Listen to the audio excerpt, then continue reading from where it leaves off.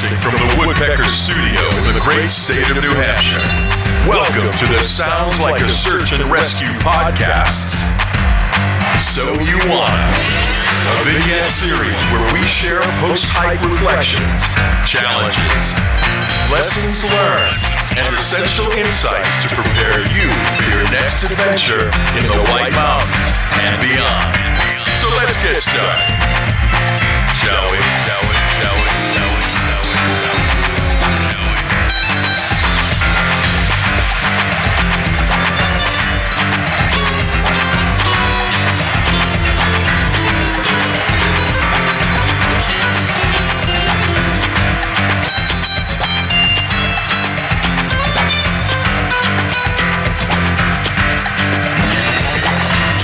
All right. Hey, this is Stomp. I'm firing up the Woodpeckers Studio North for a little So You Wanna.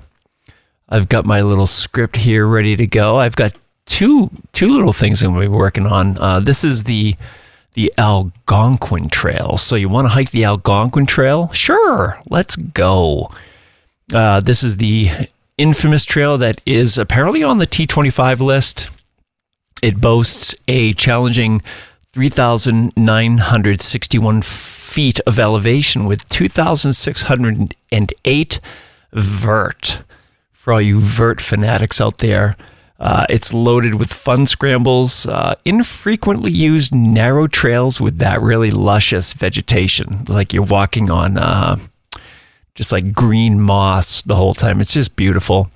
Once you get to the top of Algonquin from the Sandwich Notch Road, which I've done 3 or 4 times, it's more or less an extended ridge walk with a couple puds, nothing major, and it dumps out eventually to Sandwich Dome, and then you have a whole bunch of options getting down.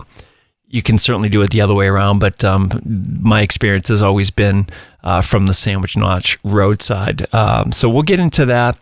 It has a really cool series of views that we'll touch upon as well. I mean, you can see Sachem Cliff, Welch Dickey, Black Mountain. You can see way up into Franconia, way over towards the eastern portion of the Whites. But I think I deserve to give the listening audience a little update. I'm sitting here.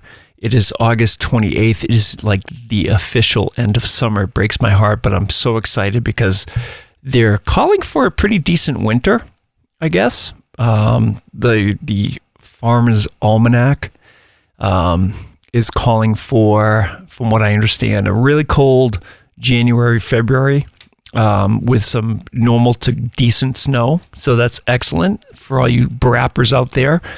So psyched about it. I'm looking forward to buckling down to the old 7-day-a-week grind, but it's like you really just can't beat it. It's just too much fun. That being said, August 28th, the last week and a half up here has been really chilly at night. We've hit 40 degrees a couple times, and last night, Mrs. Stomp and I actually lit the fire. First fire of the season just to dry things up, and she runs cold anyway. Yeah, it's true. She's cold-hearted. Just kidding. Love her to death. So she's out with some friends or a friend, and I am here with the 3 cats. I have an adult beverage, which it was the only thing in the house, and I'm not going to say what it was, but it's made out of potatoes, and there's a couple ice cubes in there, and I squirted some of RFK Jr.'s favorite Red 40 into it just to top it off, so it's pretty tasty. And the reason I'm having that is because I have been dealing with SBLI of Massachusetts. So here's the deal. I'm 55. I'm an old fart. My 20-year term life policy is about to end. So I talked to SBLI earlier in the week, and they set me up with a telemed conference, right? Check this out.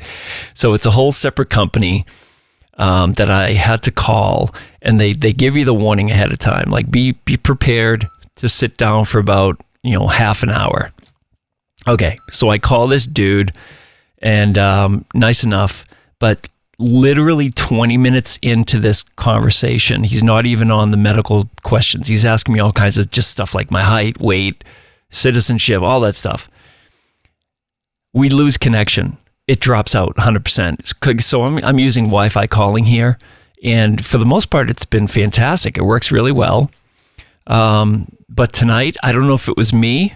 I mean, historically, I have had connection issues recording with Mike and Nick at times. So it probably was a combination of my setup and wherever these folks were. I have no idea. But anyway, so drops out. I'm like, oh, damn it. And then at the same time he drops out, I get another call that I have to take. So I take the call, and sure enough, the person from SBLI tries to call me back, and I had to just drop it because I was talking to somebody else about something fairly important. And so anyway, once I finished the second call that came in, I call SBLI back to get rolling on the rest of this thing. And I get a new operator. So I talk to another fella. It gets me set up into the system. Spells my name wrong, of course. Can't find me. Correct all that. I get on there. All of a sudden, I get another phone call back from a third operator. It's a female this time. So I drop him. I'm like, I got to go. This is probably the guy I started with in the first place. So I get this third call, and it's a female. Same exact problem. Just poor reception. She kept on dropping in and out. It took, I'm kidding you not, at least 45 minutes to 50 minutes. And half the questions I probably answered incorrectly because she would drop out. And just to get it over with, I was like, yes, yes, yes, yes. I mean, I'm a fairly healthy guy. I can't wait to see what happens when they send me the policy back, because just like my new tires I put on the truck like 3 years ago, 4 tires for my Tacoma cost $800. Guess what they cost this time? $1,400. And of course, as many of you know, up here in New Hampshire, they're getting rid of the inspection. Thank God. And that's a whole other side story too. So you had to do it. Like, I know people, I think Summit Snack Attack doesn't have to do it because his inspection is in December. Lucky dude. I have to unfortunately do it. Mrs. Stomp has to do it. It's such a scam. It's like, I can't stand when politicians just rope you in one more time, the good times, before the good times end. So yeah, so the tires doubled. I can't wait to see what happens with my my life insurance, because I am an old fart now. I'm 55. I'm going to be 56 in November. So when I did a calculated run through, I think I was paying like $160 a quarter. I think a rough ballpark was quadruple that because of my old fart status. Unbelievable. So don't get old. I guess that's the moral of the story. And, and try to be healthy, I suppose. I mean, I think it would be a lot worse if I was on half the stuff, or had half the stuff that they were asking me about tonight. Holy moly. It's crazy. So that's my story. So I'm drinking an adult beverage, and I'm going to talk to you about the Algonquin Trail. But let's get back on track, okay? For goodness sakes. The cats are here. They're happy. They love the fire. But yeah, so I've done the Algonquin Trail 3 times, maybe 4. I can't quite remember. I think that's early onset dementia kicking in, which I denied during the interview with SBLI. Let's see. The first time I did it, it was a little bit wet. So I got to the infamous scramble. It's like 2 miles in, you hit the call between the ascent to the high point of Algonquin Trail. And to the south or southwest, maybe, is Black Mountain, which is a little bushwhack side spur, which is super cool, really nice. But anyway, long story short, it was wet, and I pussed out. I couldn't do it. I was like, I'm not going to do it. I just could not get a good handhold on that one little scramble. And there is a treacherous little 50-foot drop right behind you. So I didn't play around that time. Second time I tried it, phenomenal. If you love a long ridge walk, this is the place to go. It is so beautiful. At times it reminded me of the top of the Wildcats or the Carter Mariah Traverse or the Traverse from north to south or south to north Tri-Pyramid. It's just that beautiful, rolling, gentle ridge walk. It's phenomenal. I think if you're going to hear this before the winter, good luck. They do close the gates of Sandwich Notch Road in the winter, so you're not going to be able to get to the trailhead that's on Sandwich Notch Road. That means you would have to do like an out and back from maybe the Sandwich side, going through the BB Falls and Black Mountain Pond Trail, which we'll talk about, or from the Drakes Brook side or Smarts Brook side. So that would be a heck of a day. But so that's the approaches here. So you have really 4 approaches, with Drakes Brook and the Algonquin trailheads being the most common access points for the Algonquin Trail. Sandwich Notch Road itself is on Route 49, which starts in Campton off of exit 28. Once you're on Sandwich Notch Road, P.S., if you don't have high clearance, like a truck or maybe even an SUV, a small SUV, maybe in trouble, up to their neck in trouble if you go in with a lower SUV. So make sure you're ready for some treacherous, crazy terrain in there for your car. The trailhead's several miles in from Sandwich Notch Road. It's really, really small. It fits about 2 to 3 cars. If you're coming from the Thornton side, Campton side, there's it's on your left, and maybe again 2 to 3 cars. That's about it. From the trailhead, it enters the infamous Sandwich Range Wilderness area, which you've heard about us talk about quite a bit on the pod. We've all had stories about how creepy it is and how I don't know. There's an odd, unsettling feeling in that wilderness. You can't quite put your finger on it, but certain places, certain locations, like heading into Dicey's Mill, heading into Passaconaway, there's just a cool, weird. I don't even want to say heaviness to it, but there's like a thickness in the air in there. It's pretty neat for those who are spiritually aware. Let's see.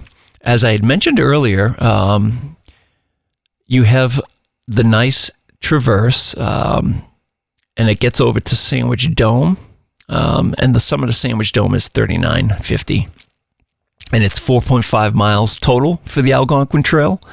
That's a pretty good chunk of change. No amenities provided at the trailhead. There's a sign, and that's it. Now, the other access point would be off of Route 49 as well in Waterville. So it's the Drakes Brook Trailhead, which gives you some options. If you're ascending from Drakes Brook and planning to go down to Sandwich Notch Road, then you have options. You can go up Noon Peak, which is super steep and really very nice once you get to the top. It's just open flat slabs, and then you head over to Jennings Peak, and then up and over southeast, I suppose, to Sandwich Dome, where the junction sign is for the Algonquin Trail. That's a great way. I've never done it. Maybe I'll do that in the future. I could see that being pretty cool, but then you'd have to descend all that scrambled eggs. There's also Smarts Brook. If you come in from the 6 Mile Bridge off of Route 49, again, same thing, Route 49, exit 28 in Thornton, Campton. Smarts Brook, if you take the Smarts Brook Trail, that's about a 5-mile trail that's going to take you pretty much to the base of Jennings. There's a couple junctions there. Once you get to the top, take a right, head over to Sandwich, boom, you're good. The fourth that I have listed here is the Black Mountain Pond Trailhead, which is in Center Sandwich. And again, it's more or less on the Sandwich side of Sandwich Notch Road. And I've not done that, so I really can't speak to that. I've read some reports about it. I will give links that I'll force Mike to add to the show notes. He'll love that. And from what I understand, it starts fairly low and flat and gradual, as does the Algonquin Trail for the first few miles from Sandwich Notch Road. And then it goes to a boggy section. And then some reports that I've read say that it is fairly steep and challenging. So that's on the to-do list. I need a sip of my Red 40. Hold on a second. Oh, yeah. That's some good stuff. Nearest towns: Center Sandwich, Waterville, Thornton. Let's see. Some attractions in the area. And there is the Center Harbor Town Beach, which is right next door to Black Mountain Pond Trail. It's a hop, skip, and a jump. And it's a pretty beach with incredible views. It's definitely a great spot to hang out in the summer. They may or may not be picky about residential status. I can't speak to that. Let's get into some historical notes here. Center Sandwich. Let's see. Center Sandwich, tiny town. So the 2020 census for Center Sandwich was 156 people. It's so great. So Center Sandwich began as a site of an early grist mill erected by Daniel Beatty, the famous Beatty Falls, in 1768, which was followed in 1780 by a sawmill, both on the banks of the Red Hill River. Red Hill River, of course, I would assume, connects to the Red Hill Fire Tower and that whole expanse, which is absolutely stunning. Roads were then built to the area, and the village and surrounding rural parts of town grew from about 900 people in 1790 to over 2,000 in 1820. Most of the village's development and growth occurred in the years before the Civil War, resulting in residential and civic buildings that are largely vernacular, Federal, and Greek Revival in style. No railroads were built to serve the area. Because of that, Center Sandwich declined in importance after the Civil War, and only a small number of changes occurred in the village in the 20th century. The oldest surviving building in the village is 1792 Baptist Church, originally in the Federal style, but later given a Greek Revival feature. Pretty neat, huh? Let's see, demographics. We talked about that a little bit. It's not many people there. 60. That's enough of that, I guess. Let's see what else I have on my incredible list here. Skill level. Okay, so skill level. That's it. That's interesting. So let's take it from the Sandwich Notch side. Personally, if you're not used to some scrambles and gullies, you could even call them chimneys. There's 2 or 3 of those. I'd say it's moderate in difficulty. Hiking Project, the website, rates this trail as a 4-star trail with a single black diamond for difficulty. It's pretty scary, huh? Let's see. And it's ranked number 65, according to Hiking Project, in the White Mountain National Forest in terms of popularity, which is pretty cool. That's impressive. I had mentioned chimneys. Yep. 2 or 3 moderate, difficult chimneys ascending from Sandwich Notch Road. And then slabs. Yeah, minor, moderate, short little stints. But, in my opinion, they're fun scrambles on a very dry day. Bogs. Yeah, there's definitely bogs, primarily on the Black Mountain Pond Trail, which passes the Beatty River and Guinea Pond. And this is taken from the New Hampshire Family Hikes website, which is fantastic. And let's talk about Black Mountain Pond a little bit. So it's an 8.7 mile out and back trip. Difficulty they rate is hard. Okay, so again, it's off of Sandwich Notch Road. It's seasonal. Check for gate status. You can go to Trails NH, our favorite. Let's see. the corridor of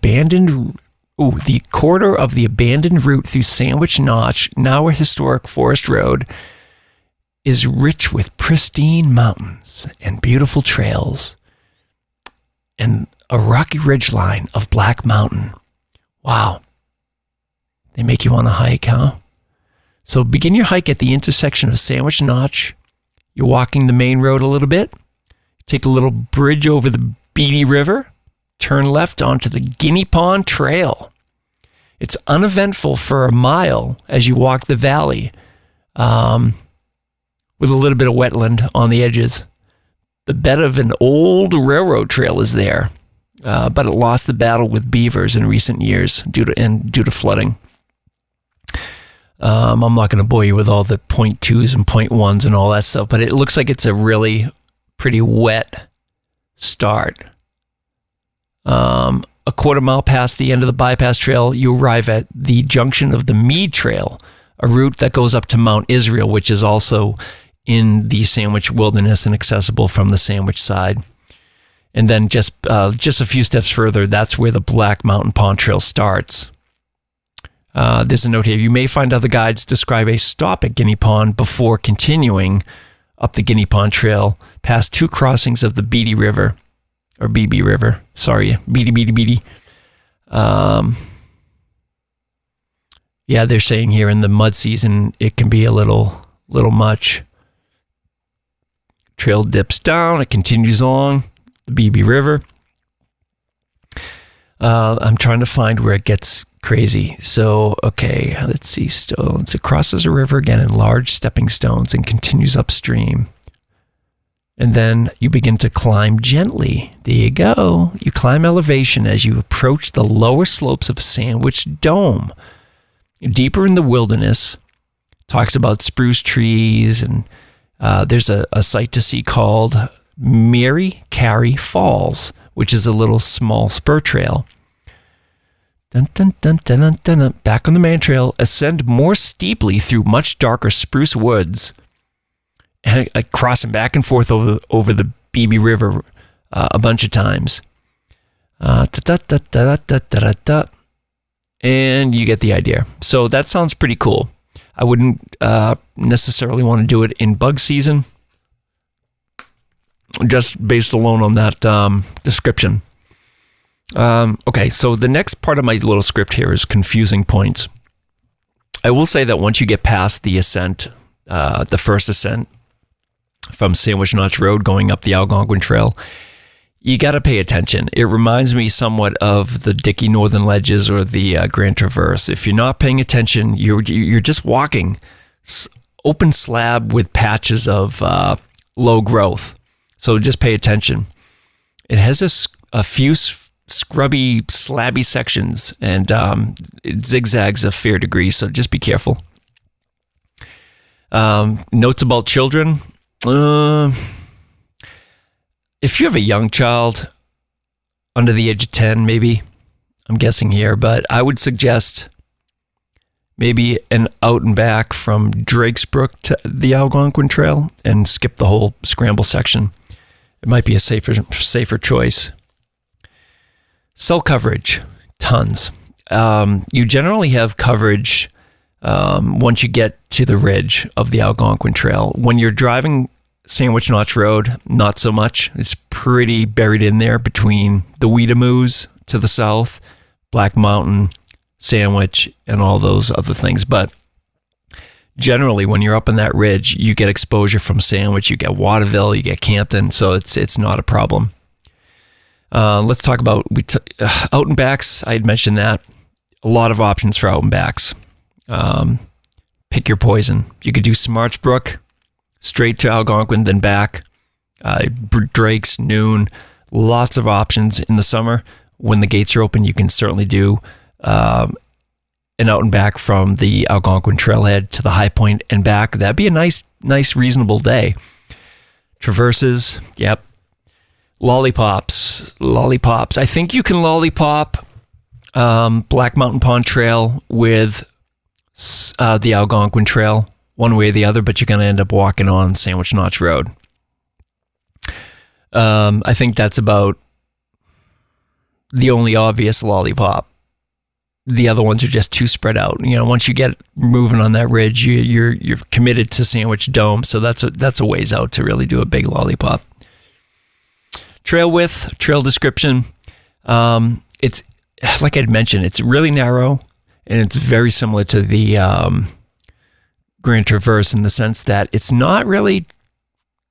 doesn't receive much foot traffic. So that means it's a narrower path. It's almost like shoulder width, and on either side you get that beautiful green mossy grass that is just undisturbed from human foot traffic. It's fantastic.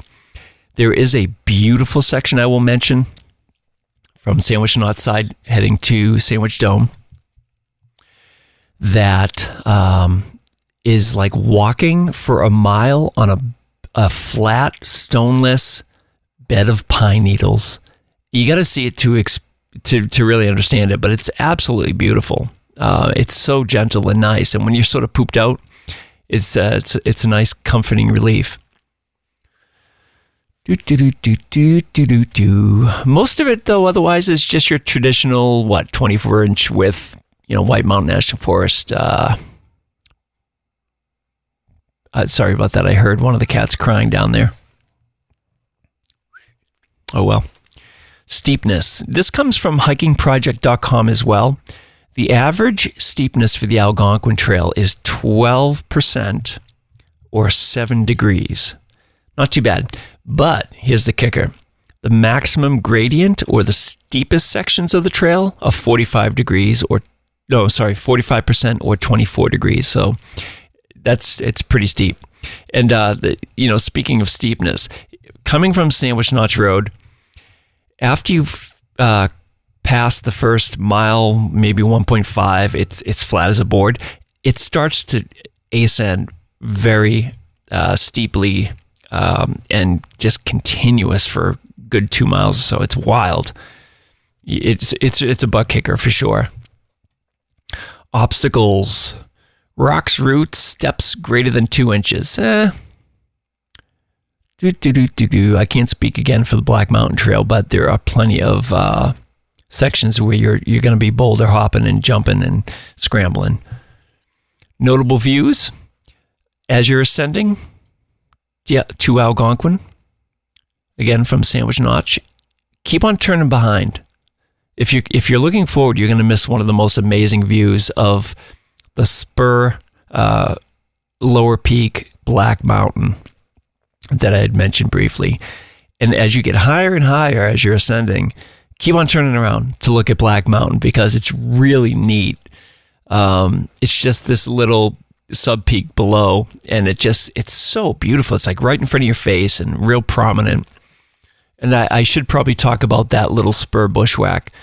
Coming up Algonquin, you hit the call where you're going to bang a hard 90-degree right to continue up Algonquin. But at that call between Black Mountain and Algonquin, at the very end of the call, before it bangs a sharp right, you're going to notice a herd path off to the left.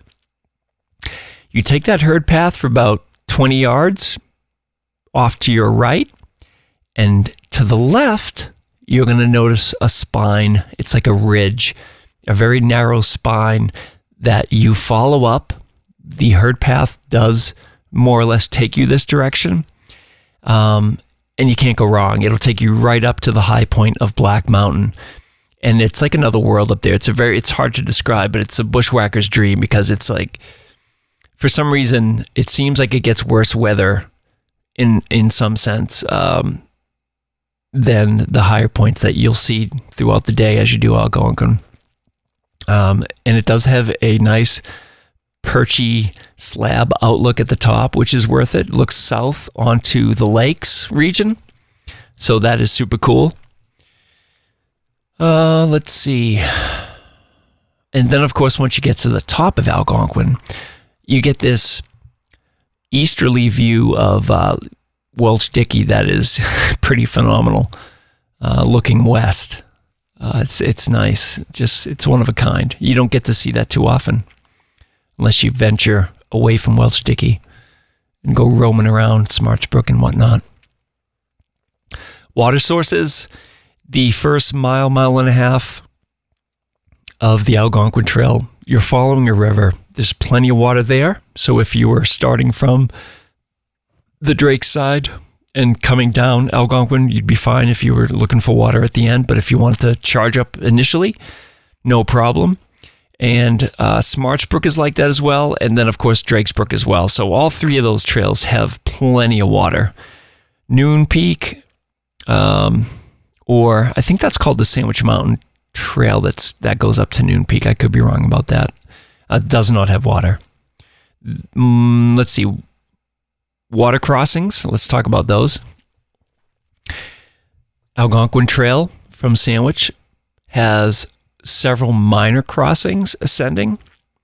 And then Drake's Brook has one, I guess you could call it a major crossing. It's probably 30 feet wide. If the water was high, it would be a bear. This time of the year, low water, no problem. Plenty of rocks to hop and skip over. Trail maintenance notes. I was just up there a few weeks ago with Riley and Summit Snack Attack. Yeah, there you go. Andy. And there weren't really any blowdowns. I think it's being maintained really well, during the warmer months. I can imagine what it's like in the spring. Holy moly. So nothing major to worry about there. Seasonal closures. I had mentioned the gates are closed on Sandwich Notch Road, so just check the gate status. Trails NH. Let's see. Bugs. Yeah, bugs are bugs. Ambiance, noise. Believe it or not, it's pretty quiet, but you can hear the occasional Harley zipping down 49. Hold on a second. I got to get my red 40 hit. Oh, yeah. Bailout options. This is an interesting one. I mean, if it's warmer weather without snow, you could bail out into Smarts Brook. There's a lot of open woods. Some sections do get a little hairy. If you followed any drainage down, I'm talking like an emergency situation. If you had to get down and just for whatever reason, you could bushwhack one of those drainages that would connect eventually to Smarts Brook Trail and get you out pretty quick. In the winter, I wouldn't advise it at all. Smarts Brook, for whatever reason, there are sections where it just gets really thick and just crazy. Warmer weather, I don't think you'd have as much of a problem. Another bailout option may possibly be that Black Mountain Trail down to Guinea Pond. Depends on where you are. If you're off Algonquin and you're on the Sandwich Dome Jennings stretch, you could certainly bail out down Smarts Brook. Drake's is the safest and easiest and shortest by far. So that's probably your best bet if you're not lost. Let's put it that way. Let's see. Camping. There are no huts. There are no shelters coming in from Smarts or from the Drake side. There is the Black Mountain Pond Shelter that is accessible to you if you wanted to crash at the shelter, and that is in the county of Carroll, and it's I don't know. It looks like maybe a mile down from the junction where it connects with Sandwich Dome. So you have a nice shelter there that is workable for you. Let's see if there's any other information here. Elevation of the shelter is at 2265. So that gets you pretty high up there, actually. And this again comes from Trails NH. Up a mountain, down a beer, as Trails NH says. Check out the Trails NH sticker shop. It's really great. He's got some beautiful designs. Let's see. Yeah, that's about it for shelter. Hammocks? Yeah, yeah, I think there's some options for hammocks. Not on the ridge necessarily, but a little lower down. You could probably find some spots for that. Camping. If you're following the rules, a couple 100 feet off the trail, yep, you could pull it off. I would say that the Algonquin Traverse itself is fairly narrow, though. I don't know if you have that 200-foot option. But in my research, you do have a couple options for actual camping. So it's the Arcadia campground, which is on the Sandwich side. I guess there's an Arcadia association. Let me open this up for us here. Yeah, Moultonborough Arcadia Campground in Moultonborough, New Hampshire is an option if you wanted to hike and then camp off the mountain. Other nearby campgrounds include Bears Pine Woods Campground, which is Moultonborough, Long Island Bridge Campground, Harbor Hill in Meredith. It's a bit of a hike. You have plenty of options if you wanted to do that. And then a little further out, there's the, no, I'm sorry, it's not a little further out. Let's put this in perspective. So you have Route 49, you've got Smarts Brook as you're heading to Waterville. You've got Drake's Brook getting closer to Waterville. When you hit Waterville, you have the option of going to Livermore Trailhead, which is the great starting point for the Tri-Pyramids, Timber Camp, Greeley Ponds, East Osceola, you name it. At the start of Tripoli Road, just at that bridge, you have the Osceola Vista Campground. So that is certainly another option. There's killer views there, picnic tables, all kinds of good stuff. Forested terrain. Let's see if there's any things here. A popular spot for group camping located near a host of outdoor activities, including hiking, mountain biking, canoeing, and golfing. Just minutes away, hiking enthusiasts will find the Sandwich Range Wilderness and 80 miles of the White Mountain National Forest prime. Let me click the read more button here. Hiking trails. There you go.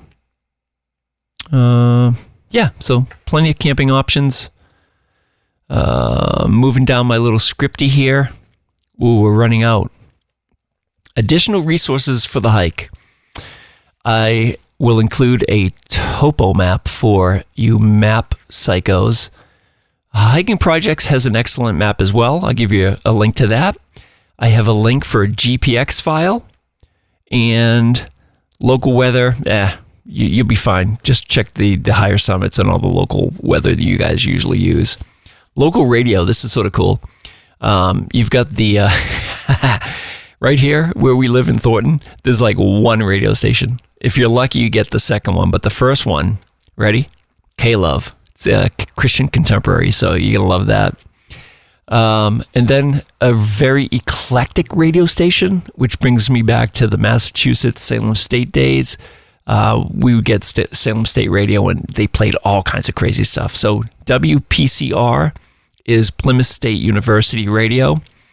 And let me open this up to give you it's 91.7 if you're in the Plymouth Campton area. If you're in Thornton, up on the Traverse, you may or may not get it. I have no idea.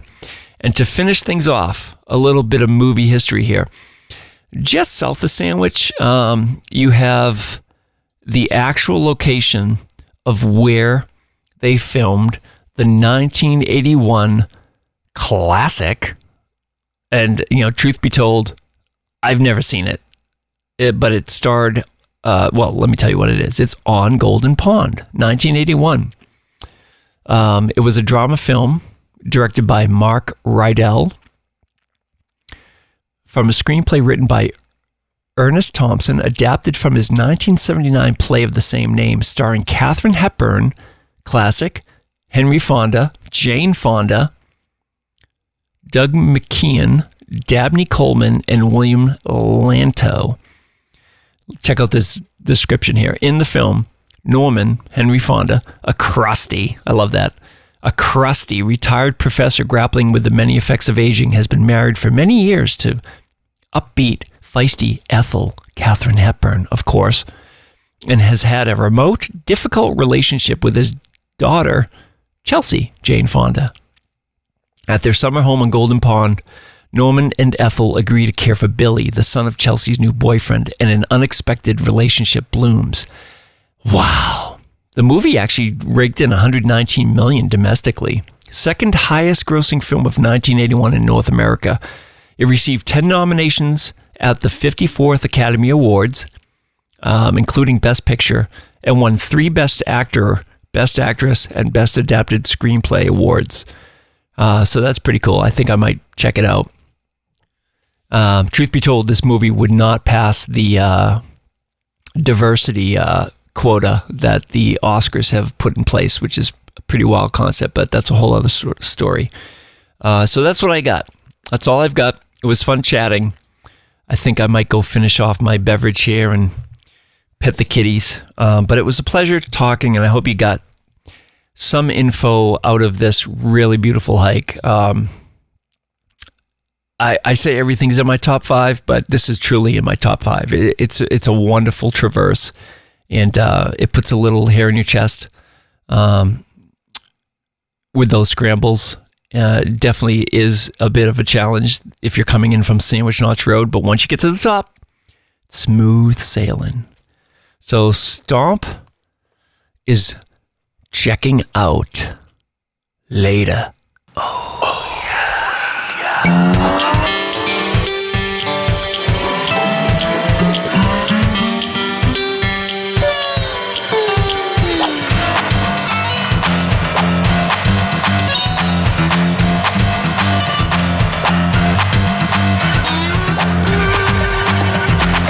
Thank you for listening.